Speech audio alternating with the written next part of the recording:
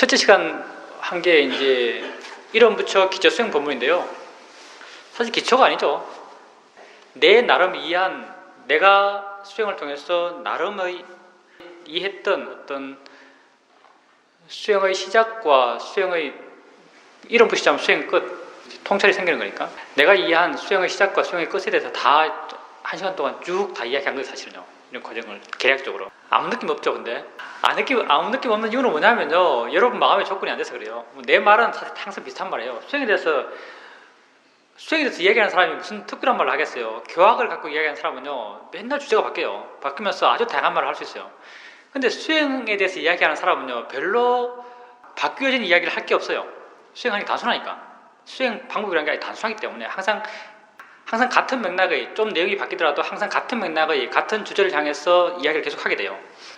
그래서 우리 사회도 같은 경우는 법문을 안 하시죠. 거의 인터뷰만 하시지. 법문을 할 게 없거든요, 사실요. 우리는 법회라는 양식이 있기 때문에 억지로 법문을 합니다. 근데 내가 설령 아까 기초수행 법문처럼 나는 똑같은 말 하죠. 똑같은 말 하는데요, 듣는 여러분은 매번 달라야 돼요, 사실요. 여러분 수행해 나가잖아요. 사실 내가 하는 말이 곧 여러분 수행해 나가는 수행의 과정을 이야기하고 있어요. 여러분이 만약 정말 스스로 수행해 나가면서 내적으로 수행의 에너지들, 이해의 에너지들이 조금씩 충만해 가면요, 여러분의 수행 과정에서는요, 이런 여러분 수행을 통해서 마음의 에너지들, 지혜의 힘들이 좋아져 가는 게요, 구체적으로 언어화되지 않거든요. 그냥 힘들이 좋아져 가요.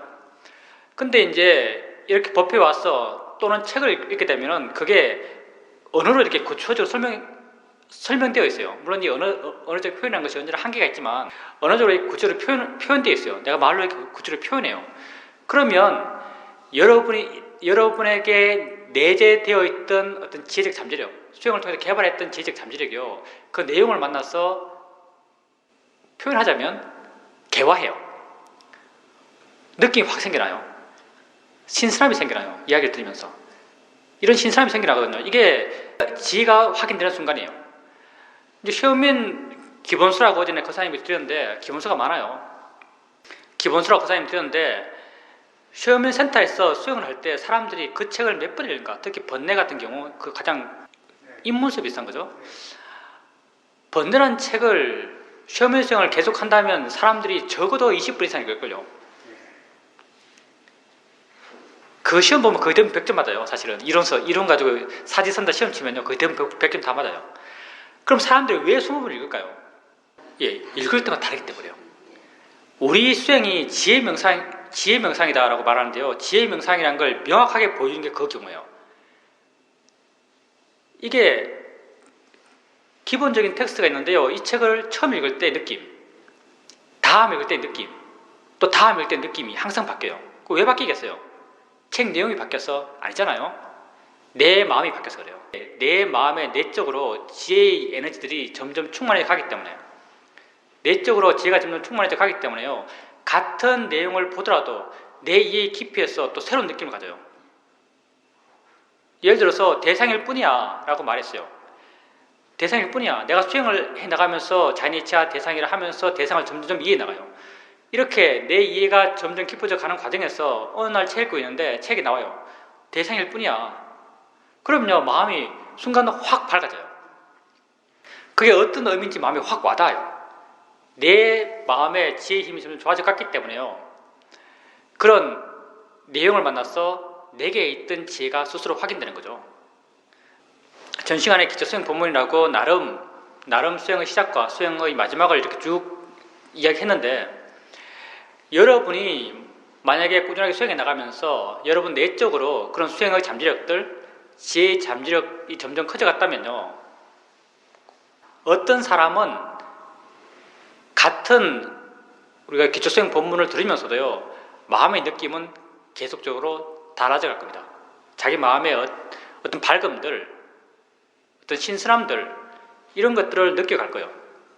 그게 자기 마음에서 있는 지혜가 스스로에게 확인되는 거죠. 우리 이 수행이 지혜 명상이라고 분명히 말할 수 있어요. 수행해 가십시오. 점점 마음에서 그런 암들이 생겨나요. 같은 내용을 보더라도요, 마음의 느낌은 계속적으로 바뀌어가요. 지혜의 내용은요, 수행을 해가면 해갈수록 지혜의 내용은 내 개인적인 생각이에요. 사회자가 말할 것도 없고 이론서에 있는 것도 아니기 때문에 말하기 못하지만 내 개인적인 수행적 체험을 의지해서 말한다면요, 수행을 해가게 되면 지혜의 내용은 점점 줄어들어요. 내용은 점점 단순해져요. 근데 지혜의 깊이는 점점 깊어져 가는 거죠. 그렇게 지혜가 깊어져 갈 때 내 마음에 그런 느낌들은 계속 생겨나요. 수행은 나를 이해하는 겁니다. 내 삶을 이해하는 거예요. 여러분 살아가잖아요. 우리 정말 태어났어요. 태어나서 어쩔 줄 살고 있지 지금. 여러분 삶의 의미가 뭐죠? 삶을 공개해 보는 거예요. 정말 수행은 삶을 공개해 보며 삶을 이해해 가고 삶에서 가치를 발견해 가고자 하는 것, 이게 수행이에요. 우리 살았어요. 우리 여기 저 젊은 보살님 빼고는 다 반 이상 살았어요. 인생을. 사실은 삶은 절대 평등해요. 우리가 관여적으로 생각하니까 나는 50년 살았다, 난 60년 살았다, 난 70년 살았다, 나는 다 살아간다. 관념적으로 판단하기가 그렇지만요, 실제는요, 실제 내 개인에게 진짜 있는 것, 진짜 있는 내 삶은요, 다 평등해요. 왜냐하면 지금뿐이니까. 갓난해도 지금 이 순간 뭐 알면 살아가고 있어요. 20살 난 청년도요, 지금 이 순간 뭘 알면 살아가고 있어요. 80살 된 노인도요, 지금 이 순간 뭘 알면 살고 있어요. 지금 이 순간 모든 존재는 평등해요. 관념적으로 놓고 보니까요, 삶이 불평등해요. 10살 난 애는 70년 남았고, 70살 된 사람은 10년 남았고, 사실 이거 다 실체가 없는 거예요. 다 내 마음속에 있는 거죠. 모든 존재는요, 이 순간 현재 평등해요. 그러니까 뭐 다 살아간다 이렇게 말할 필요 없어요. 수행에서 그것도 중요해요. 수행에서 보면 숲속에서 비구가 수행하는데 탱자생자 놀아요. 제한적이지만 오용락을 즐기면서 놀아요. 비구가. 그러면 숲속에 사는 대바, 하늘나 천인이, 나무신, 뭐 목신, 물신, 뭐 땅신, 지신 이런 게 많겠죠. 땅에 붙어 사는 천신들. 땅에 붙어 사는 천인들은 주로 사천왕천에 사는 천인들이거든요. 이론적으로는. 그 천인들이 그 비구에게 비구를 보고 너무나 안타까워서 그 시 같은 걸로 수행해라라고 이제 권유해요. 수행을. 세상은 빨리 변한다. 수행해라. 그러면 그 비구가 뭘 느끼냐면 긴박감을 느낀대. 긴박감. 급함을 느껴요. 급함. 영어로 뭐라고 써놨지 그걸? 급함. 얼전신가? 긴박함을 느낀대요. 그래서 수행해 나가요. 그러니까 보살님 말씀처럼 그런 삶에서 수행해야지라는 긴박감을 느끼는 것도 수행적 도움이 될지도 모르겠습니다. 근데 너무 그런 압박감을 느끼며 수행할 필요는 없어요. 사실 그보다 더 중요한 건요, 현재뿐이라는 현재에 대한 분명한 알미예요. 오늘 공양계 보살님이 계시는 관계로 삶의 의미에 대해서 한번 생각해봅시다. 삶의 의미. 우리가 평균 내서 50년 살았다 생각해봅시다. 우리가 과거에 우리 생이 있어요. 50년 동안 이렇게 살았어요. 여러분 자신에게요, 각자 현재 위치가 다르겠지만 내가 50년을 살았는데 50년의 나의 삶은 이것이 있어서 참 가치 있었다. 50년의 삶은 이것이 있어서 참 보람되다. 라고 말할 수 있는 사람. 사실 잘 없죠. 이건 없을 수밖에 없어요, 사실은요. 우리가 우리 과거의 생을 돌이켜보면요, 과거의 생에서 어떤 가치를 발견할 수가 없어요, 사실. 50년 살았는데요, 50년의 시간 자체가 존재감이 없어요. 여러분 50년 살았는데 50년 살았다는 게 실감되나요? 50년이라는 시간의 존재감이 느껴지나요? 없어요. 50년이라는 시간의 존재감이 없어요. 당연히 시간의 존재감이 없는데 이 시간이 뭐 때문에 가치 있었다고 말할 수 있는 게 있을 수가 없죠. 시간 자체에 존재감이 없는데 우리 과거의 생이요, 의미 없어요, 사실. 만약에 여러분이 과거처럼 미래를 살아간다면, 과거에 살았던 것처럼 미래를 살아간다면 어느 순간 여러분은 죽음에 가까이 있는 자기를 봐요. 주위 사람들이 다 죽을 거라 그래요. 죽음에 가까이 있는 자기를 봐요. 이때 스스로 돌이켜서 나의 이 한 생은 무엇이 있어서 가치 있었어 라고 말할 수 있는 게 있을까요? 없을 거예요.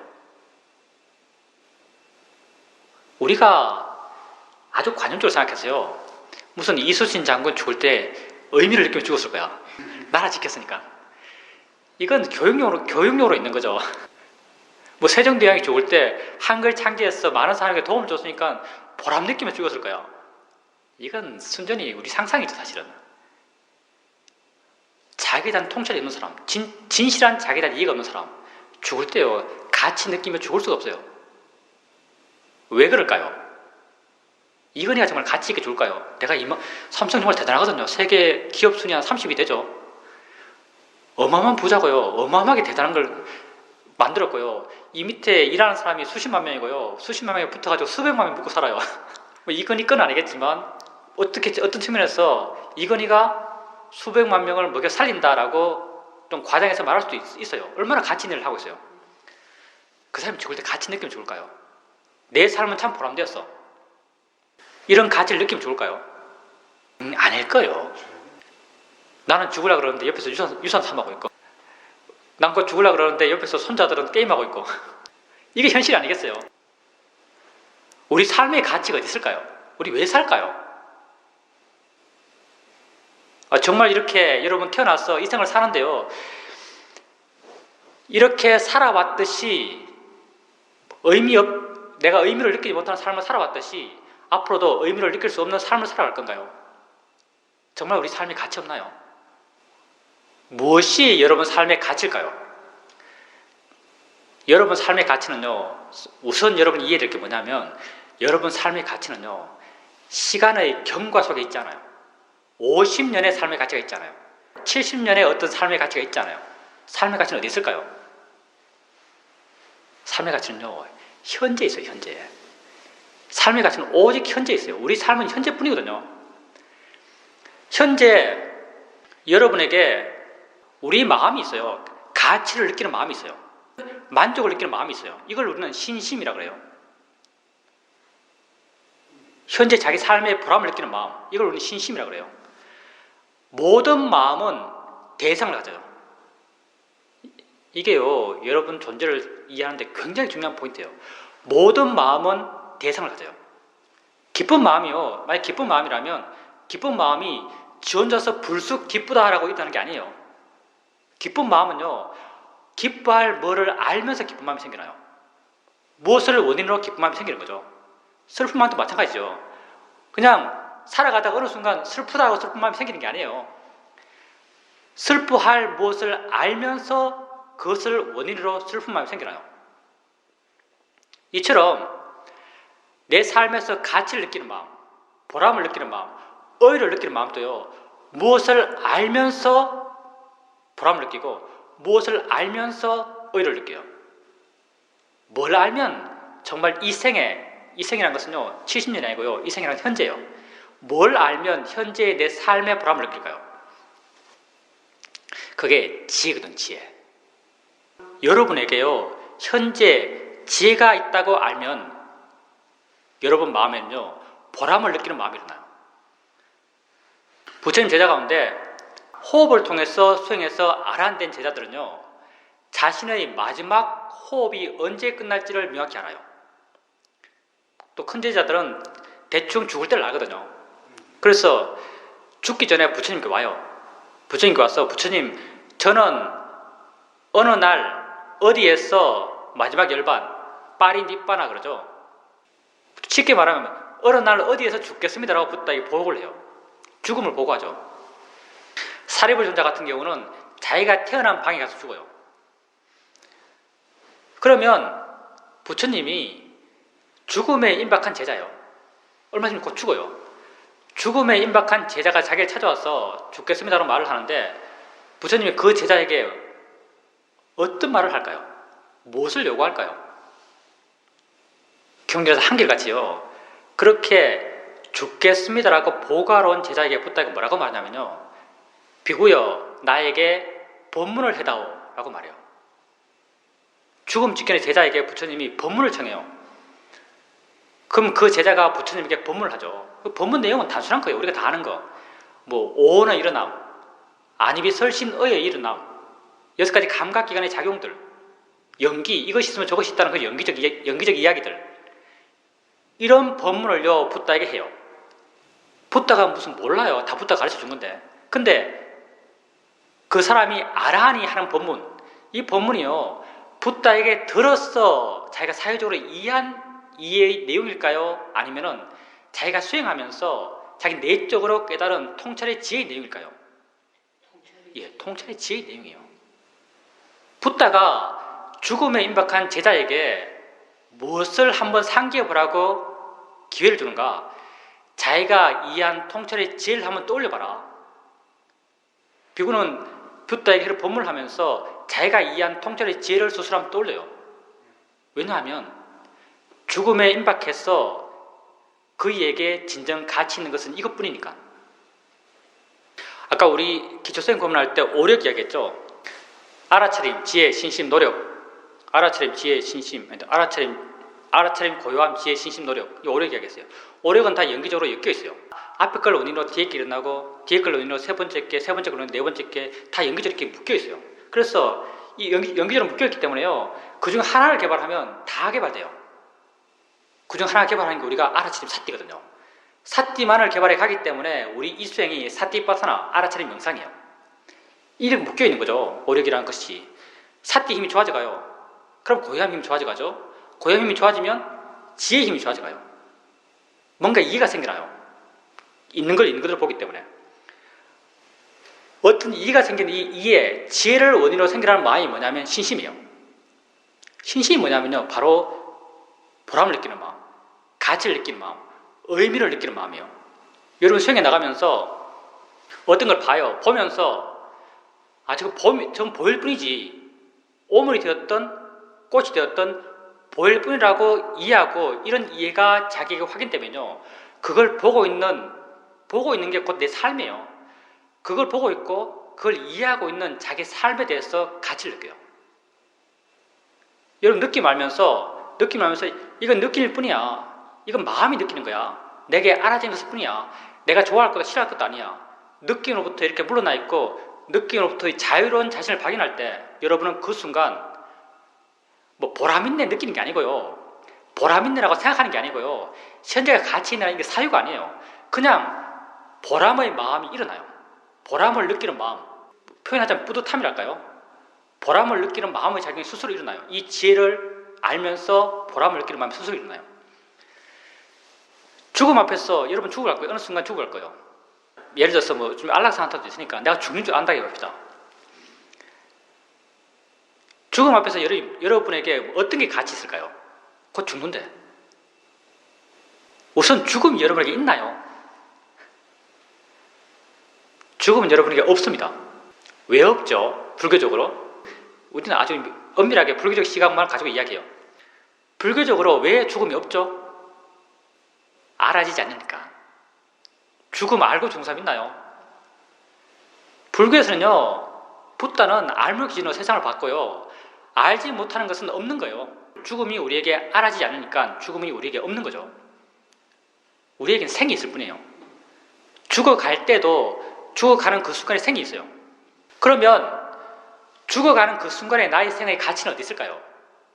그때도 나는 현재 살고 있는데, 그때 순간순간도 현재인데, 우리는 무엇의 가치를 느끼게 될까요? 우리는 아주 존귀한 존재인데요, 보람 느끼고 만족하고 행복하게 죽어야죠. 어디에서 행복을 느낄 수 있을까요? 아픈데, 불안한데, 죽음 이후의 세상이 공포스러운데, 어떻게 될지 몰라서 초조한데요. 그때 생의 가치가 어디 있을까요? 그때 삶의 체험은 부정적이에요. 몸이 아파요. 마음엔 불안감이 있어요. 공포스러워요. 걱정돼요. 그때 죽음 직전에 뭐가 가치 있겠어요? 자식이 가치 있겠어요? 재산이 가치 있겠어요? 아무것도 가치 없을걸요.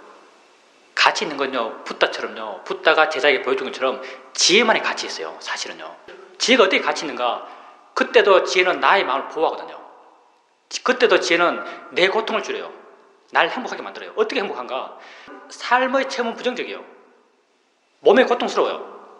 고통스러운 것은 그 조건이 그러하기 때문에 고통스러운 마음이 일어나요. 근데 나는 이 고통을 알아요. 수행했으니까. 고통이 있느라고 알아요. 그리고 이 고통을요, 이건 내가 고통스러운 게 아니고 고통을 느끼는 마음이 일어날 뿐이야. 이건 느낌일 뿐이야. 사실 고통이 아니야. 마음이 느끼는 작용을 할 뿐이라고 이해해요. 이런 이해의 힘이 좋다고 봅시다. 그 순간요, 나는 이 고통의 느낌으로부터 이렇게 물러나 있어요. 이 고통의 느낌으로부터 지혜의 힘만큼 자유로운 상태에 있는 자기를 봐요. 그러면서 그렇게 자유로운 자신, 그렇게 알고 있는 자신, 그렇게 지혜 있는 자신에 대해서요, 의미 있다고 의미를 느끼는 마음이 일어나요. 이런 마음들이 나의 고통을 줄이고 나의 행복을 크게 해요. 나를 보호하는 거죠. 공포스러워요. 마음에서 공포스러운 마음이 일어나요. 공포스러운 마음이 내게 알아져요. 공포를 느끼는 마음이 있다고 알아요. 그 순간 그걸 내가 공포스러워 한다고 알지 않고요, 마음이 한다, 마음이 지할 일을 한다고 알아요.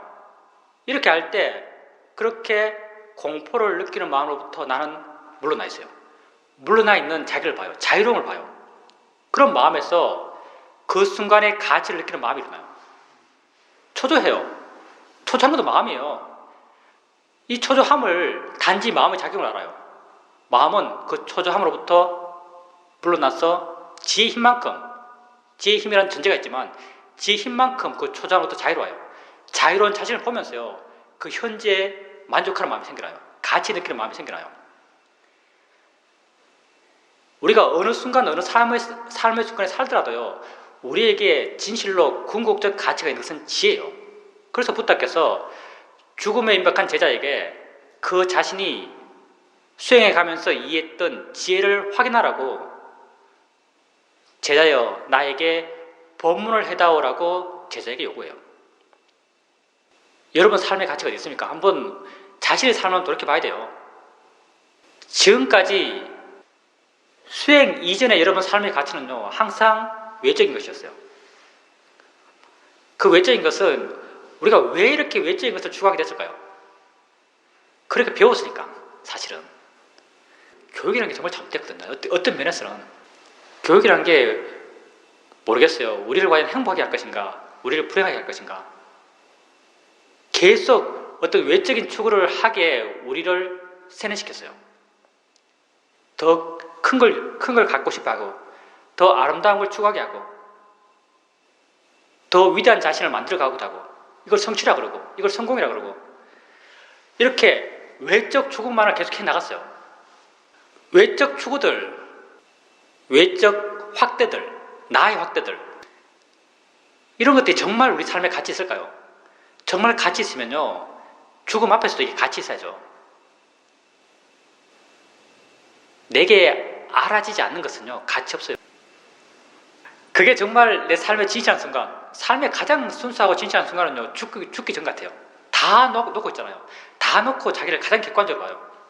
죽음 앞에서 가치 없다면요, 지금도 내게 절대적 가치는 갖지 않을 거예요. 우리가 삶을 살아오면서요, 외적인 확대들, 나의 개인적인 확대들, 이런 것만을 추구하면서 수행하기 이전에 나는 살아왔어요. 그런데 그런 것들이요, 내게 진실한 가치가 되지 못합니다. 날 보호하지 못해요. 나의 고통을 줄 수가 없어요. 나를 행복하게 해줄 수가 없어요. 여러분에게 어느 삶의 순간이든요, 여러분에게 진실로 가치 있는 것, 끝까지 여러분을 보호하고 여러분의 고통을 줄이고 여러분의 행복을 크게 해줄 수 있는 것, 그건 지혜입니다. 나에 대해서 이해한 것. 그래서 불교가 지혜 하는 거예요. 뭐 반야신경, 반야가 지혜죠. 뭐 건강 반야 바람일다 신경, 건강경이죠. 다 반야 얘기, 반야 얘기. 반야가 지혜죠. 반야란 것이 빨리어로 빠냐란 말이죠. 빠냐가 엄차되면서 한문으로 반야가 된 거죠. 지혜만이 우리 삶의 가치입니다. 여러분이 가지고 있는 가장 궁극의 가능성이 뭘까요? 지혜가 날 수 있는 가능성이요. 사고를 엄청 많이 했던 서양 철학들, 뭐 서양 철학은 전혀 몰라요, 사실은. 주소 들은 것만 이야기한다면, 인간의 가치, 뭐 데카르트 같은 사람이 나는 생각한다, 나는 존재한다, 이렇게 말했죠. 사유하는 인간, 합리적인 인간, 추론할 수 있는 인간, 이런 인간의 이성적 인간에서 굉장히 인간 본연의 가치, 인간은 이성이 있기 때문에 가치 있다, 존중받아야 된다, 사유에 나가는 인간의 궁극적 가치처럼 많이 이야기해요. 근데요, 그것보다 훨씬 더 궁극적 가치는요, 지혜가 날 수 있는 인간이에요. 지혜가 날 수 있는 인간. 사유는 함정이 많아요. 사유가 꼭 우리를 행복하게 할까요? 인간의 부정할 수 없는 궁극의 목적은 행복이에요. 사유가 인간을 행복하게 할까요? 어떨 때는 행복하게 하고요, 어떨 때는 불행하게 해요. 대표적인 예가 어떤 예냐면, 여러분이 어떤 사람이 화가 났어요. 이것도 인간 사유 능력이에요. 어떤 사람이 화가 났어요. 엄청 화가 났어요. 돌아서서 혼자 있으면서 그 사람 계속 생각해요. 사유하고 있는 거죠. 어떤 사유를 하죠? 어떻게 하면 그 사람 괴롭힐까? 어떻게 하면 걔 망하게 할까?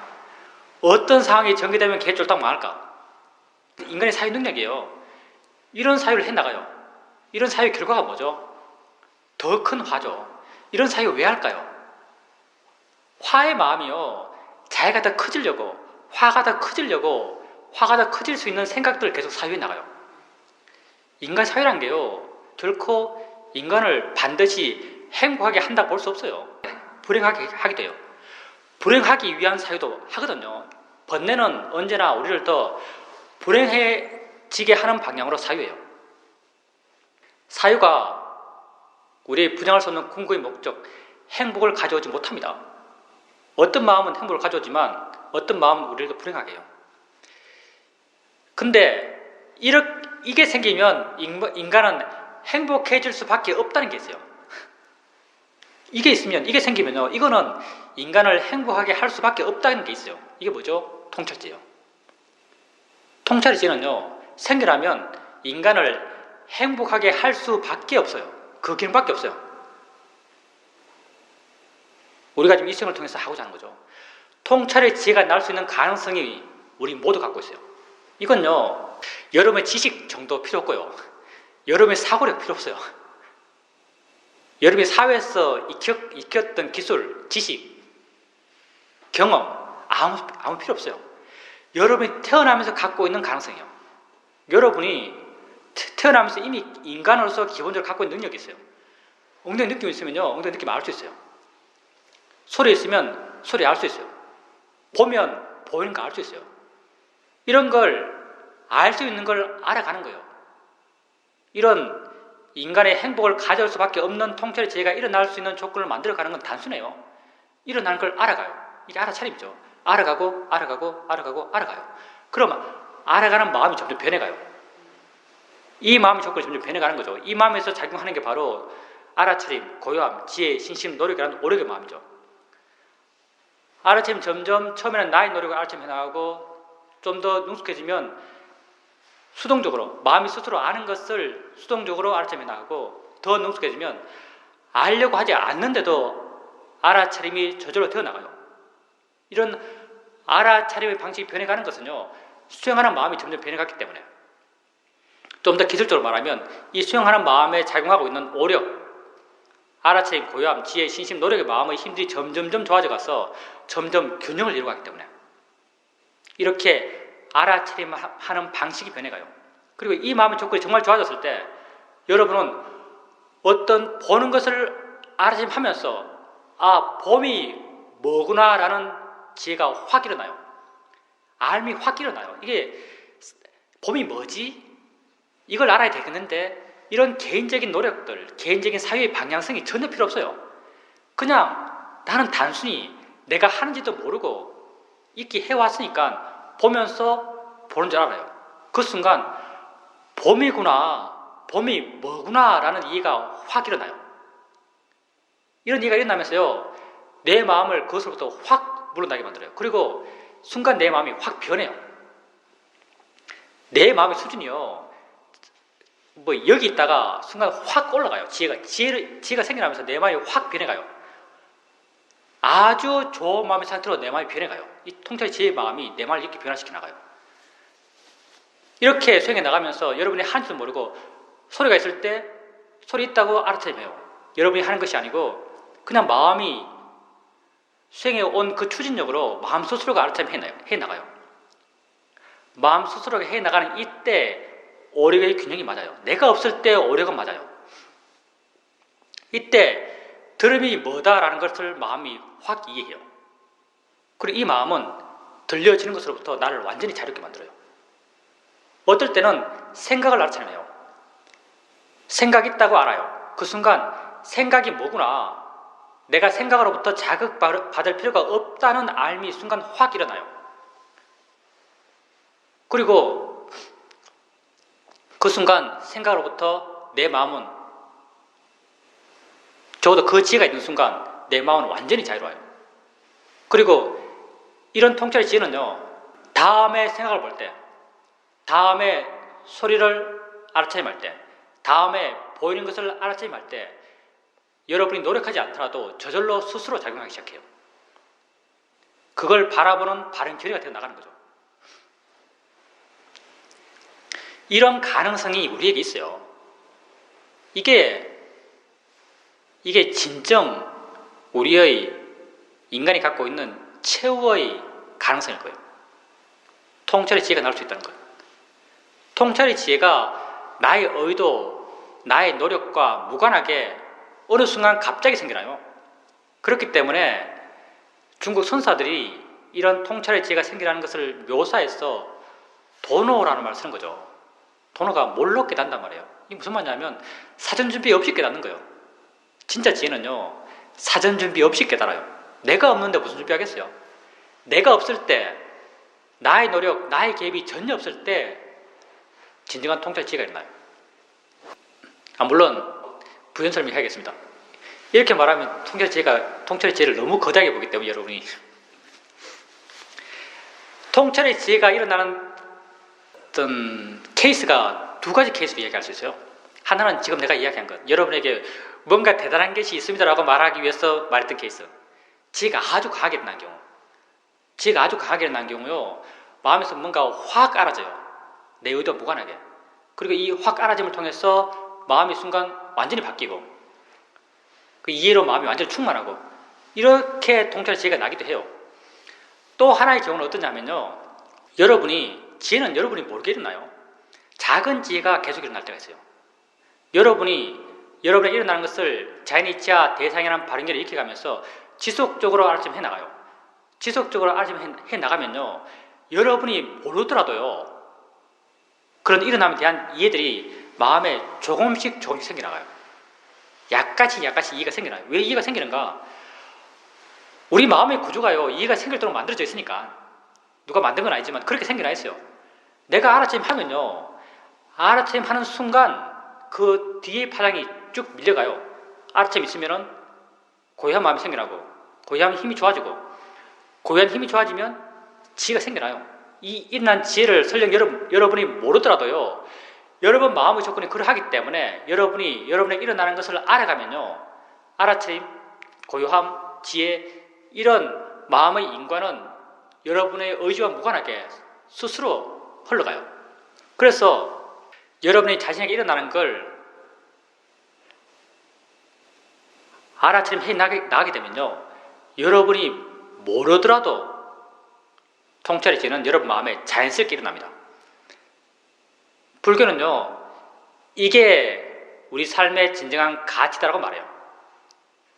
우리 삶의 가치는요, 현재에 있는 거예요. 현재라는 것이 우리에게 굉장히 중요합니다. 우리는 오직 현재에 살 뿐이고, 우리 삶의 가치도요, 미래에 있잖아요. 과거에 있잖아요. 현재에 있을 뿐이에요. 현재 내가 내 삶의 가치를 느끼는 마음은요, 현재에 있는 지혜를 알 때 생겨나요. 지혜를 알물 원인으로 해서 같이 느끼는 마음이 생기라는 거예요. 수행을 통해서 자기를 한번 이해가 보십시오. 정말 우리는요, 남이 나를 대단하게 보기 위해서, 봐주기 위해서 수행하는 게 아니에요. 내 스스로 나 자신에게 만족하게 수행해요. 내가 제일 중요하죠. 정말 여러분 수행을 통해서 여러분 자신을 이해할 때 여러분은 여러분 자신에게 만족할 겁니다. 정말 만족하는 사람은요, 자기에게 만족하는 사람이에요. 아니, 우리나라 사람들은요, 절에 부처님 보고 대홍전 부처님, 관음전 보살님, 불상에다 인격을 부여해요. 이게 아주 전형적인 우상이죠, 사실은요. 우상 숭배라도 할 말이 없어, 사실. 우상 숭배 맞거든요. 무정체 유정의 의미를 부여하는 거예요. 그래서 무슨 심지어는 무슨 범어사 대웅전 석가모니 부처님과 해인사 대웅전 석가모니 부처님이 다른 사람이죠. 누가 다 영험하다 뭐 이런 이야기하고. 이거 완전 미신적인 약간 샤먼적인 이야기죠. 저 불상입니다. 부처님이 아니고. 부처님이 일체제를 가졌다 그래요. 부처님이 정말 좀 대단하신 분인 것 같아요. 이렇게 똑똑한 분이요. 수행을 가르쳤어요. 부처님이 수행을 가르친 이 수행의 가르친 목적이요. 야, 수행이란 특별한 활동이 있어. 너가 열심히 수행해서 그 특별한 활동에서 어떤 특별한 성과를 얻어. 이런 목적으로 수행을 가르친 게 아니에요. 너희들이 이렇게 삶을 살아가는데 너희들의 삶의 방식에서 이렇게 사는 게 가장 가치 있게 사는 거야. 그렇게 수행을 가르친 거예요. 가치 있는 삶의 방식으로 수행을 가르친 거예요. 알면서 살라는 거죠. 수행이 특별 활동이 아니에요. 가장 삶을 보람있게 가치 있게 살 수 있는 삶의 방식으로 이 수행이 가르쳐줬어요. 거사님 그 표현을 정확하게 하시는지는 잘 모르겠지만 거사님 말을 들어보면 약간 포인트가 잘못됐죠. 바라봐야 할 방식, 그러니까 문제시하고 다뤄야 될 대상이 좀 잘못됐어요. 거사님께서 우선 과거를 생각해요. 과거를 생각하면서 말씀하시기를 과거의 것을 좀 더 객관적으로 마음 흔들림 없이 볼 수 있게 되었다라고 생각했었는데 또 과거를 생각하니까 마음이 흔들려요. 마음이 흔들렸는데 근데 거사님께서 계속적으로 그 흔들림 속에서 과거의 사건의 진행을 따져가거든요. 그땐 이랬지, 이땐 이랬지, 이건 이렇지, 저건 저렇지라고 이렇게 해나가고 그 속에서 계속 마음이 흔들려가요. 그러면 거사님께서 다뤄야 할 것, 거사님께서 봐야 할 것은 뭐냐면요. 과거에서 고통받지 않기 위해서 과거의 사건의 진행의 인과들 막 따져가고 이럴만 했나? 잘못됐나? 이렇게 했으면 어땠을까? 이런 과거의 사건의 인과를 따져갈 게 아니고요. 아예 이걸 벗어나서 과거의 사건이 존재하는 방식은요. 현재의 생각 속에 존재하는 거예요. 현재의 생각 속에 존재하는 거죠. 과거의 사건이 지금 있는 게 아니에요. 거사님이 봐야 될 게 뭐냐면요. 이해해 나가야 될 방향이 뭐냐면 생각이지라고 하는 거예요. 어떤 내용이 생각이 되었던 어떤 내용이 되었던 그건 생각 안에 있는 거예요. 나의 실제 내게 알아지는 것은요. 생각이 알아지고 있는 것이에요. 과거의 사건이 알아지는 게 아니고요. 과거의 사건 그 자체가 알아지는 게 아니고요. 내가 과거의 그 사건을 지금 현재 체험하는 게 아니고요. 과거의 사건을 내용으로 한 생각을 체험하고 있어요. 진짜는 과거의 사건이 아니고 진짜는 생각이에요. 거사님께서 그때 누워서 고민한 것도 한번 생각해 보세요. 거사님의 누워서 고민하는 방향은요. 과거의 사건을 고민하는 거예요. 과거의 사건 그렇게 할 필요 없었는데 이렇게 고민할 것도 아닌데 왜 마음이 이렇게 자꾸 과거의 사건에 집착하지? 이게 아니고요. 거사님이 고민할 게 뭐냐면 왜 생각으로 되게 자극받지? 이건 생각의 내용일 뿐인데 생각의 내용이 진짠가? 생각의 내용으로부터 내가 자극받는 게 합당한가? 그럼 내가 어제 내가 했던 좋은 일 생각하는 것은 왜 날 초조하게 만들지 않지? 내가 어제 좋은 일 한 것과 과거에 내게 생긴 나쁜 일 사이에 뭐가 다르지? 생각일 뿐인데 거사님은 생각이 뭔지, 생각의 정체가 뭔지를 궁금하게 생각하셔야 되고 거사님의 이해의 방향, 거사님의 관심의 방향도요. 과거의 사건이 아니고 생각이란 거예요.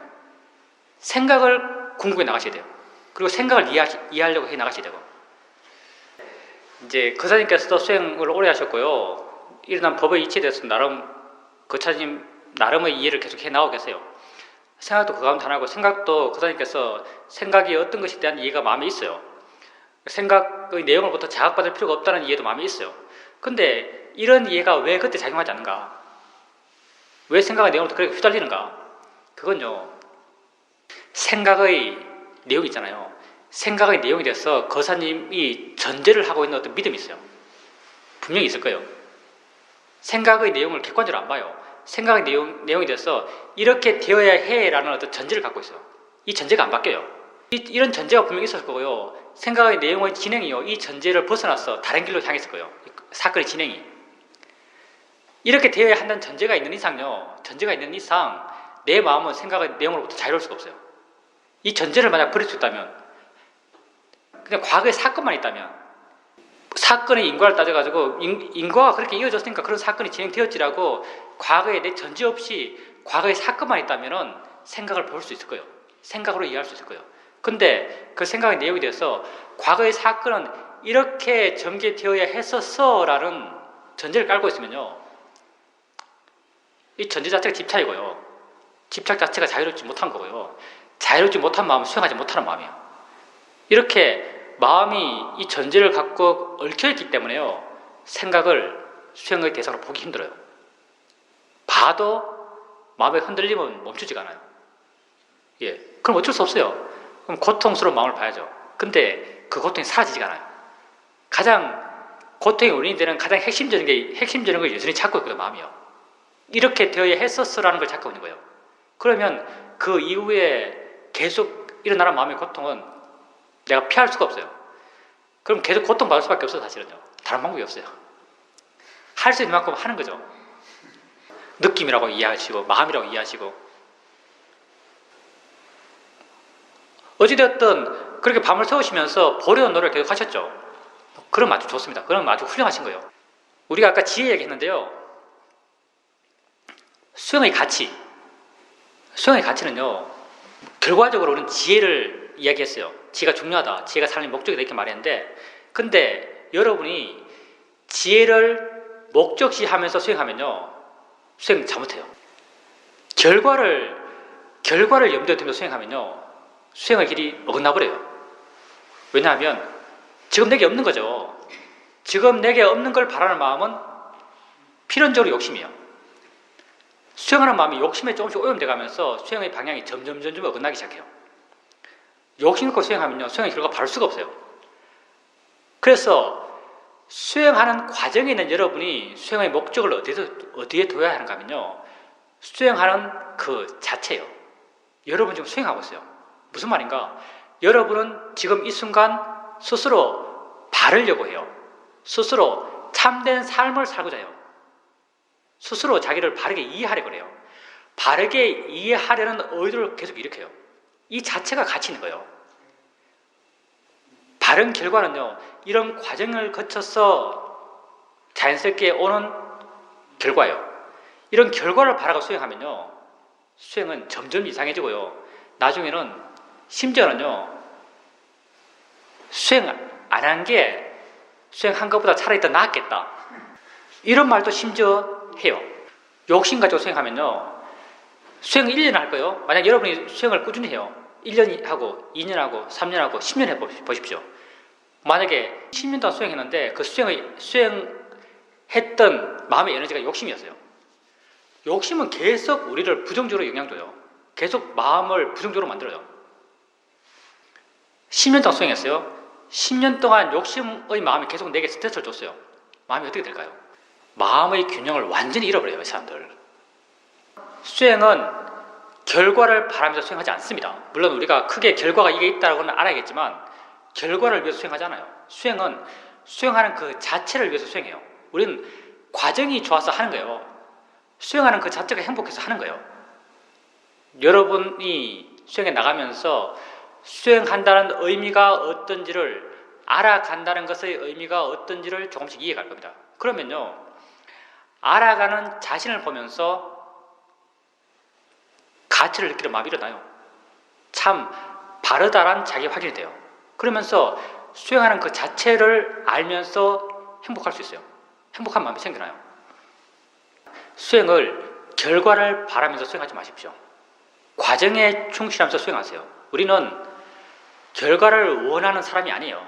우리는 과정을 채워가려는 사람이에요. 우리는 원인을 갖추어 가려는 사람이에요. 그게 수행하는 사람이죠. 그게 거사님께서 그렇게 일어나는 마음에 대해서 좀 이해를 했다고 생각하셨는데, 이해했는 게 맞아요.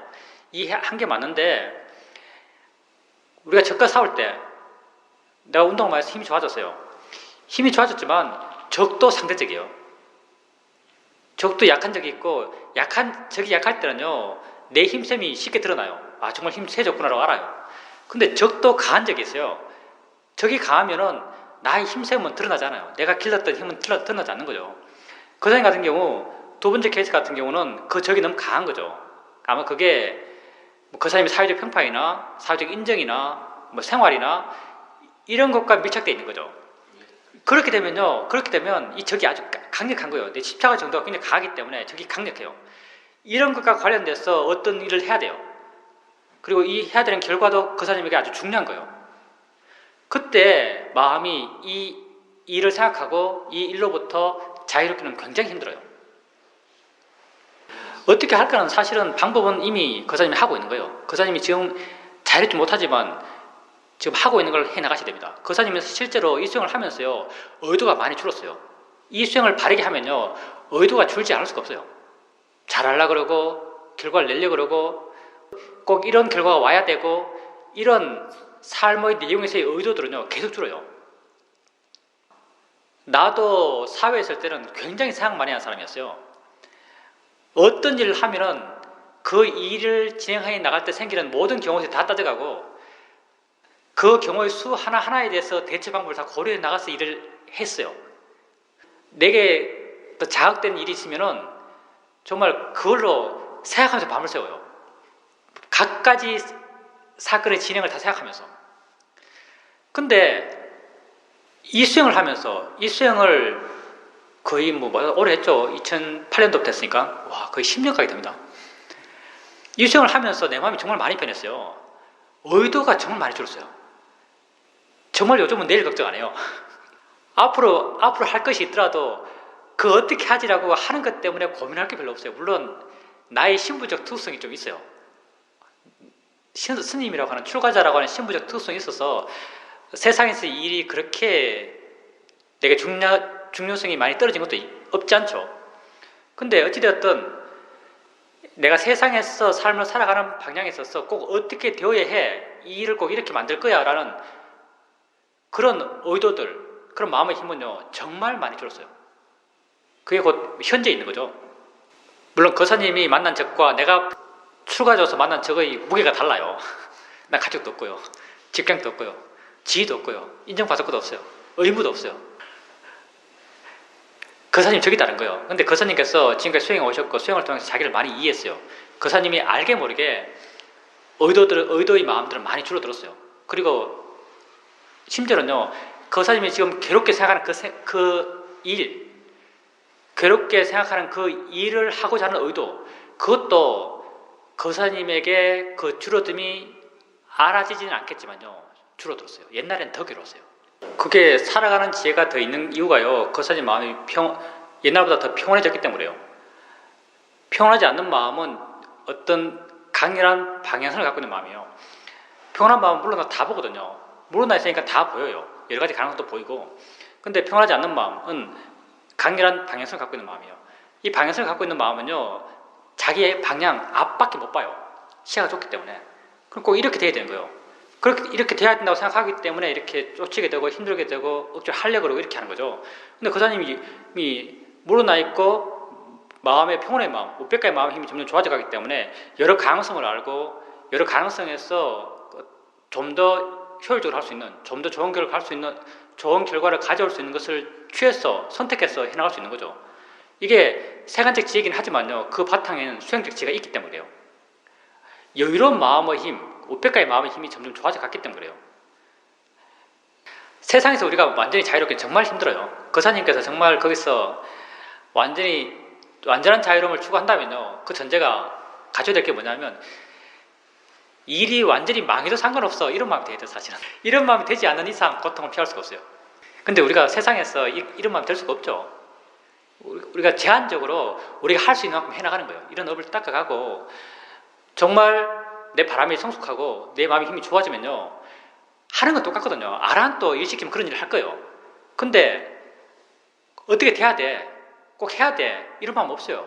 순간순간 할 수 있는 걸 해나가면서 그냥 살아가요. 이런 결과는 똑같아요. 고통받고 일을 하나, 그냥 평화롭게 행복하게 일을 하나, 일의 결과는 똑같아요. 집착하는 마음이 있기 때문에 우리는 어쩔 수가 없어요. 우리 삶과 그게 결부되어 있기 때문에.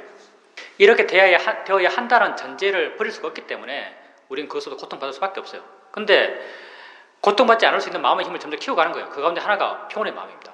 수행해 나가면서 그런 삶의 내용으로부터 점점 마음은 평온해져 가요. 평온의 마음의 힘이 좋아져 가기 때문에 그렇게 되었을 때 그 사람이 약간씩이나마 그런 삶의 체험으로부터 조금씩 마음은 덜 고통받아 갈 겁니다. 이제 그렇게 계속 하는 거죠. 뭐. 세상 삶에서 어떻게 하는 것이 옳다라는 알면 저절로 따라와요. 바른 알아침이 있으면. 보살님께서 그때 상황 속에서 보살님 마음이 일어나는 걸 알아요. 아는 순간요, 이 상황을 어떻게 대처하면 되겠다, 어떻게 대처하는 게 바르다라는 알미 저절로 일어나는 거죠. 마음의 힘이 좋으면 좋을수록요, 내가 마음에서 바르다고 아는 방향으로 행동할 수 있어요. 그래서 아드님에게 상대 좋게, 상대가 더 좋게 이야기할 수 있는 거예요. 보통 이런 지혜가 보여주는 방향은요, 언제나 내가 손해보는 방향이에요. 왜냐하면, 왜 내가 손해보는 방향일까요? 지혜는 욕심 없는 마음이 생기거든요. 수행을 계속해 나가다 보면 점점점 그런 데이터들이 쌓여가요. 그래서 자기가 일어난 걸 아는 순간요, 그 상황을 내가 어떻게 대처해야 될지 이미 답이 나와 있어요. 우리가 물론 답이 나온 대로 행동하는 것은 또 다른 문제예요. 왜냐하면 답이 나온 그 답은 지혜가 보여준 답이고요. 지혜의 반대편에 있는 욕심의 마음은 또 힘을 갖고 있어요. 힘을 갖고 있어서 지혜와 욕심이 언제나 싸워요. 그런데 수행을 해나가면서 점점 지혜의 마음의 힘이 좋아져가요. 비관은 이런 경우가 있는 거죠. 예를 들었어요. 배식을 하고 있어요. 맛있는 반찬 나왔죠. 알아차림 딱 해봅시다. 여러분도 체험하는 거예요. 쉽게. 보통 사람들도 알아차림이 있어요. 내가 배식판 들고 가서 반찬을 한 개 떠서 담았어요. 맛있고 모든 사람이 좋아하고 나도 좋아해요.